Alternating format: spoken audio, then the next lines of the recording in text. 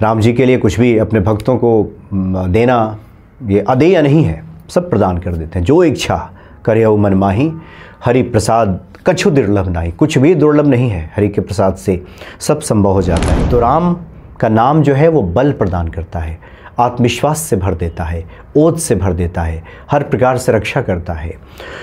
और सबसे बड़ी बात, हनुमान जी का आपको कृपा पात्र बना देता है। इसलिए जो व्यक्ति राम नाम का जप करता है उसका भीतर और बाहर सब प्रकाशित हो जाता है। इसलिए गोस्वामी जी कहते हैं कि राम नाम को जिह्वा पर जो लोग रखते हैं, जो जपते हैं, उनका भीतर भी प्रकाशित होता है और बाहर भी प्रकाशित हो जाता है। यानी एक बार आप राम कहते हैं तो अंक आता है 54, 2 बार राम कहते हैं तो 54 + 54 हो जाता है 108। माला में जो मन के होते हैं वो 108 होते हैं। जय सिया राम। सब सुख लहे तुम्हारी सरना, तुम रक्षक काहू को डरना। राम नाम की अनंत महिमा है। गोस्वामी तुलसीदास जी लिखते हैं कि राम ब्रह्म परमार्थ रूपा। राम जो है ये परम ब्रह्म है, परमार्थ के लिए उन्होंने न रूप धारण किया है। जो मानव देह धारण किया है प्रभु राम ने, ये परमार्थ के लिए। पिछले दिनों राम नाम की महिमा को लेकर एक वीडियो अपलोड किया गया था हनुमान भक्ति पे, जिसमें राम नाम लेखन की चर्चा हुई थी। उसको लेकर बहुत सारे लोगों ने कुछ सवाल पूछा है। एक पुस्तिका की बात हुई थी कि किस प्रकार से आप राम नाम लेखन करें, उसके बाबत लोगों का सवाल था कि हम तो सादे कागज़ पर लिखते हैं, या फिर हमने उस तरह की कोई पुस्तिका नहीं खरीदी है, तो क्या जो हम राम नाम लेखन करते हैं ये ठीक है कि नहीं। तो इस तरह के बहुत सारे ये सवाल जब सामने आए तो हुआ कि इस पर क्यों ना बात की जाए, क्योंकि कहीं ऐसा ना हो कि पिछले वीडियो में जो बातें की गई हैं उसकी वजह से मन में कई तरह के भ्रम पैदा हो जाएं और जो लोग पहले से राम नाम का लेखन कर रहे हैं वो किसी दुविधा के शिकार हो जाए। इसलिए राम नाम लेखन हम किसी भी रूप में कर रहे हों ये स्वागत योग्य है और हर प्रकार से कल्याणकारी है। साथ ही जो नए लोग चैनल पे आते हैं और वीडियोस देखते हैं, जो लोग राम नाम की महिमा से परिचित नहीं हैं, राम से परिचित हैं लेकिन नाम महिमा से परिचित नहीं हैं, उनकी तरफ से कुछ बातें पूछी गई हैं कि राम नाम लेखन से क्या मिलेगा, राम नाम के जप से क्या मिलेगा, कितना हम राम नाम का जप करें तो एक आमतौर पे जो सिद्धि की बात की जाती है कि यह सिद्ध हो गया या कम से कम इतना कर लिया जाए तो मनोवांछित फलों की हमें प्राप्ति हो जाती है, तो इसकी संख्या कितनी होगी। इस बाबत अनेकों प्रश्न सामने आए हैं जिसके बारे में हम बात करेंगे। तो पहला तो यह है कि राम जो है यह सृष्टि का पहला शब्द है, ये परम ब्रह्म का जो नाम है वो राम ही है। राम ऐसा नाम है जिससे ज्ञान चक्षु खुलता है। कई बार बहुत कुछ सीख लेने के बाद, बहुत कुछ जान लेने के बाद, बहुत कुछ समझ लेने के बाद, शास्त्रों के अध्ययन करने के बाद भी जो बातें नहीं खुलती, जो बातें हमारे समझ में नहीं आती, ज्ञान चक्षु जो हमारे नहीं खुलते, राम नाम से हमारे भीतर वो विवेक जागृत हो जाता है जिससे कि हम वस्तु स्थिति को सही रूप में समझना सीख जाते हैं राम की कृपा से, राम की प्रेरणा से। गुरु ग्रंथ साहिब में गुरु अर्जुन देव ने कहा है कि हे मेरे मन, तू राम नाम का जप कर, क्योंकि ये जो राम नाम का जप है यही सभी मनोवांछित को प्रदान करने वाला है। इसी से मनुष्य का भूत और भविष्य सब संवरेगा। वर्तमान तो राम नाम के जप से सब कुछ प्राप्त करा ही देता है, लेकिन जो हमारा भविष्य है और जो अतीत की गलतियां हैं वो भी राम नाम से ठीक हो जाती हैं। इसलिए राम नाम की बड़ी विशेष महिमा है। आप बनारस की तरफ जाएंगे, काशी तो वैसे भी महादेव की नगरी है, वहाँ पे जाएंगे तो एक आमतौर पे एक वहाँ पे कथा प्रचलित है। वहाँ के बड़े बुज़ुर्ग ये कथा सुनाते हैं। वो कहते हैं कि जो कबीर दास जी हैं उनके पुत्र कमाल भी राम जी के बड़े अच्छे भक्त, कबीर के बेटे ही ठहरे, राम जी के प्रति काफ़ी प्रीति। तो कमाल कहीं जाते थे और किसी कोढ़ी को कह दिया कि राम नाम का जप करो, तो उसका कोढ़ ठीक हो जाता था, बीमारी ठीक हो जाती थी। तो कमाल ने ये समझ लिया कि राम नाम की बस ये महिमा है कि किसी बीमार को कह दो कि जप करो तो वो ठीक हो जाएगा। अपने पिता के पास गए, कबीरदास जी के पास, और कहा कि मैं राम नाम की महिमा से परिचित हो गया हूँ, मैं जान गया हूँ राम नाम की महिमा। तो कबीरदास जी ने कहा कि नहीं, अभी राम नाम की महिमा से तुम परिचित नहीं हुए हो, इसलिए तुम परम संत तुलसीदास जी के पास जाओ। कमाल जी तुलसीदास जी के पास गए तो तुलसीदास जी ने तुलसी के पत्ते पे, तुलसी दल पर राम लिख करके एक मरीज को, एक कोढ़ी को खिला दिया, वो कोढ़ी ठीक हो गया। कमाल फिर अपने पिता के पास गए और बोले कि मैं समझ गया हूँ राम नाम की महिमा, तुलसी दल पे भी अगर खिला दिया जाए तब भी कल्याण हो जाता है। लेकिन कबीरदास जी ने कहा कि नहीं नहीं, सूरदास जी के पास जाओ, वो भी बड़े संत हैं, वो तुम्हें राम नाम की महिमा समझाएंगे। कथा ये आती है कि सूरदास जी ने एक मृत व्यक्ति के कान के पास जाकर के रा कहा, पूरा म भी नहीं कहा, कि वो व्यक्ति जीवित हो उठा। तो कमाल ने कहा कि मैं जान गया हूँ राम नाम की महिमा। लेकिन कबीरदास जी कहते हैं कि भ्रिकुटी विलास सृष्टि लय होई, ये है राम, जिनके भ्रिकुटी के विलास मात्र से सृष्टि का लय प्रलय सब हो सकता है, ऐसे है राम। सृष्टि के कण कण में विराजने वाले राम, उन्हीं की इच्छा से ये पूरी सृष्टि संचालित हो रही है। तो राम न सकहीं नाम गुण गाई, राम नाम तो ऐसा है कि स्वयं प्रभु राम भी अपने नाम का गुणगान नहीं कर सकते। एक और कथा आती है जिससे राम नाम की महिमा से हमारा जो प्रेम है, ये भक्ति है और बढ़ेगी। एक बार की बात है जिसमें लंका विजय करने के बाद प्रभु राम तो अयोध्या आ गए और लंका का राज विभीषण को सौंप दिया। विभीषण एक बार समुद्र किनारे जा रहे थे, एक व्यक्ति को देखा कि बड़ा वो चिंतित बैठा है, बड़ा उदास है। तो विभीषण जी ने पूछा कि तुम्हारे चिंता का कारण क्या है? तो उसने कहा कि समुद्र को मैं पार करना चाहता हूँ और कोई साधन नहीं है मेरे पास, मुझे उस पार जाना है। तो विभीषण जी ने कहा कि ये कौन सी बड़ी बात है? उन्होंने राम नाम एक कागज़ पर लिखा और उसके धोती के एक छोर में बांध दिया और कहा कि जाओ, मैंने एक तारक मंत्र दे दिया है, इससे तुम्हारा कल्याण होगा, तुम जो चाहोगे सब मिल जाएगा, तुम इस समुद्र को भी पार कर लोगे, तुम धोती के छोर में बंधा हुआ है, पानी पे पैर रखो, तुम पार हो जाओगे। तो उसने विश्वास किया, भरोसा किया कि विभीषण कह रहे हैं, विभीषण राजा है यहाँ के, वो कह रहे हैं तो सही कह रहे होंगे, और वो पानी में आगे बढ़ता गया। बीच समुद्र में जब पहुँचा तो उसे ध्यान आया कि आखिर विभीषण जी ने ये बांधा क्या है, कौन सा मंत्र है, क्या लिख करके दे दिया। उसकी जिज्ञासा हुई, उसने धोती का छोर खोला, कागज़ पे देखा राम। उसने कहा कि ये तो राम नाम है सिर्फ, ये तो बड़ा छोटा सा मंत्र है, इससे भला कैसे हो सकता है, इतने बड़े समुद्र को कोई कैसे पार कर सकता है। और ये वही राम तो जो यहाँ पे युद्ध करने आए थे, यहाँ पे रावण के साथ जिनका युद्ध हुआ था।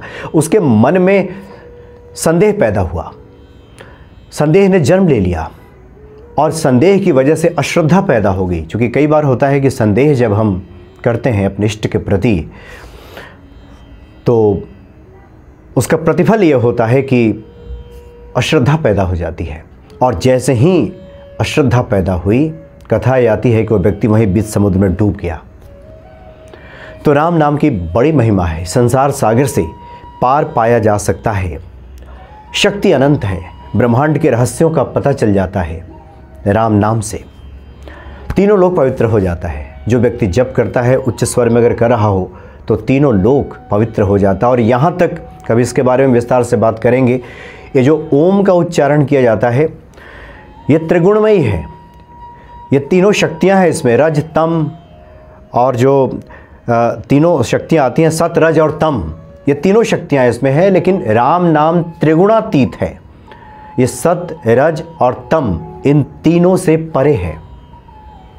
रा जो है, रा जो राम का रा है, ये सूर्य का प्रतीक है। जो आ है वो अग्नि का प्रतीक है। और जो म राम, रा सूर्य का प्रतीक है, आ अग्नि का प्रतीक है, और म जो है ये चंद्रमा का प्रतीक है।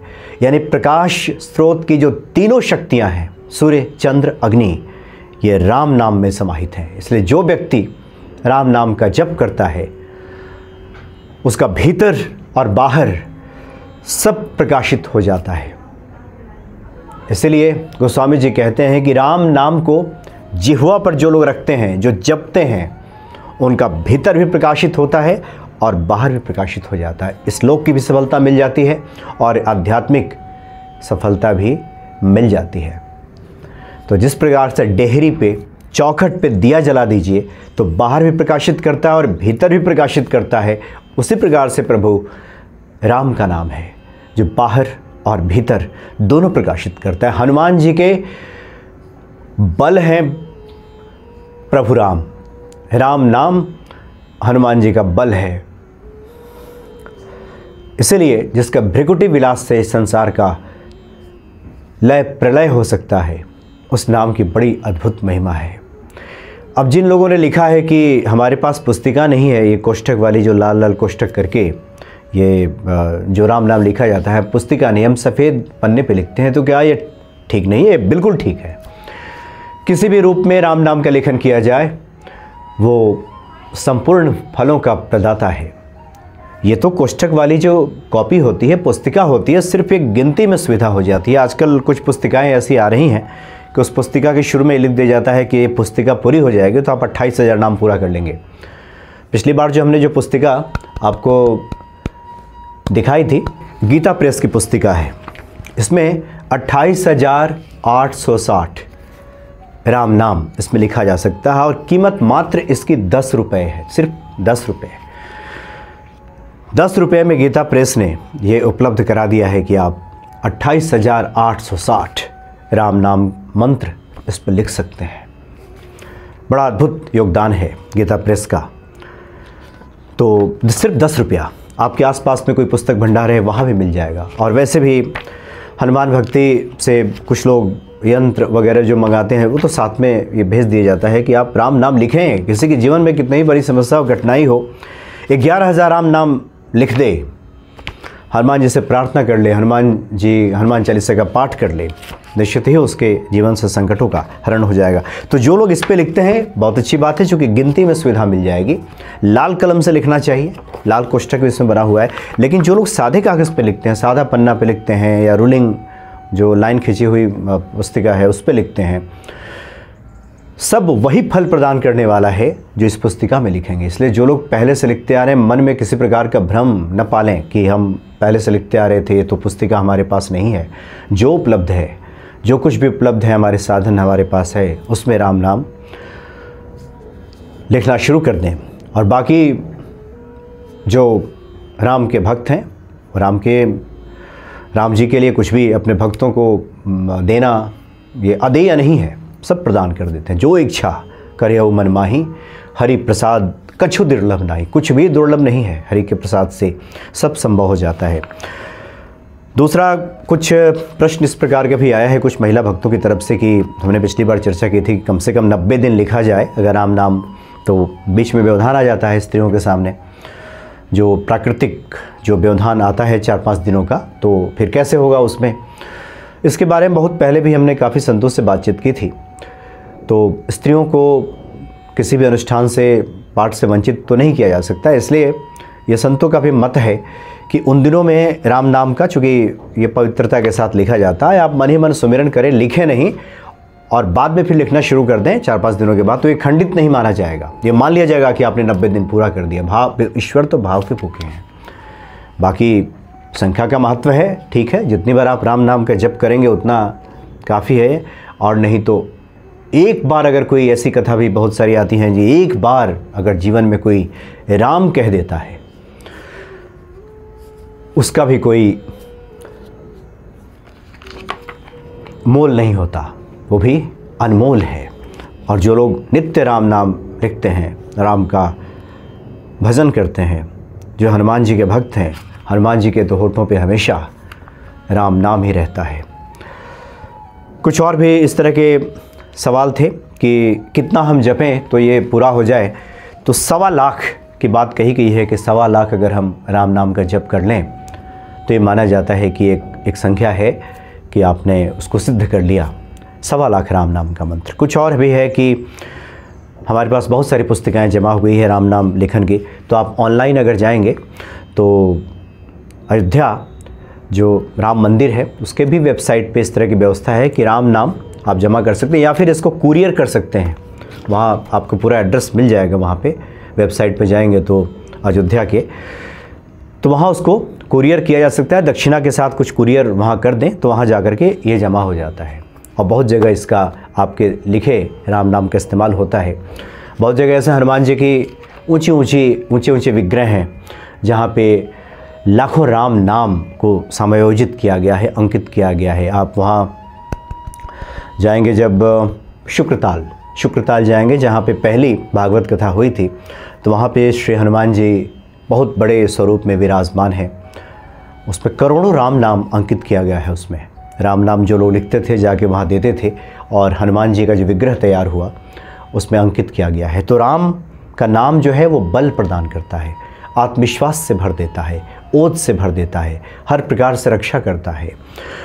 और सबसे बड़ी बात, हनुमान जी का आपको कृपा पात्र बना देता है। हनुमान जी प्रसन्न कैसे होंगे? तो राम नाम से। जो लोग राम नाम लिखते हैं उनके सर पे तो हमेशा हनुमान जी का हाथ रहता है। इसलिए राम नाम की बड़ी अद्भुत ये महिमा है। एक और हम बात कर लेते हैं। कई बार हम लोग किसी से मिलते हैं तो राम राम कहते हैं। ये 2 बार राम राम क्यों कहते हैं, इस बाबत भी लोगों ने पूछा है कि 2 बार राम राम। वैसे तो जय सिया राम ये भी अभिवादन होता है, लेकिन आमतौर पे हमारे ग्रामीण क्षेत्रों में या कहीं भी राम राम ऐसे कहा जाए। 2 बार राम राम क्यों कहते हैं? तो इसके पीछे भी बहुत बड़ा कारण है। ये जो र है ये हिंदी वर्णमाला का 27वां अक्षर है। र जहाँ आता है वहाँ आप गिनती करेंगे हिंदी वर्णमाला का तो ये 27वां अक्षर है। तो र 27वां अक्षर है। आ, इसमें आ की जो मात्रा लगी हुई है यह दूसरा अक्षर है। तो 27 और 2 जोड़ देंगे तो हो जाएगा 29। उसके बाद जो ये म है ये हिंदी वर्णमाला का 25वां अक्षर है। तो 27 और 2 29 और 25 ये हो जाता है 54।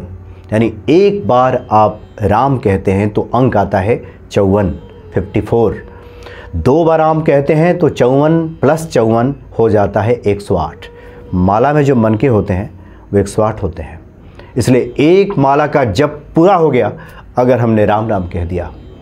हम राम राम कहते हैं तो एक माला का जप पूरा हो जाता है, क्योंकि हिंदी वर्णमाला का जो रा है वो 27वां अक्षर है, जो आ है वो दूसरा अक्षर है और म है वो 25वां अक्षर। इस प्रकार से कुल योग होता है 54।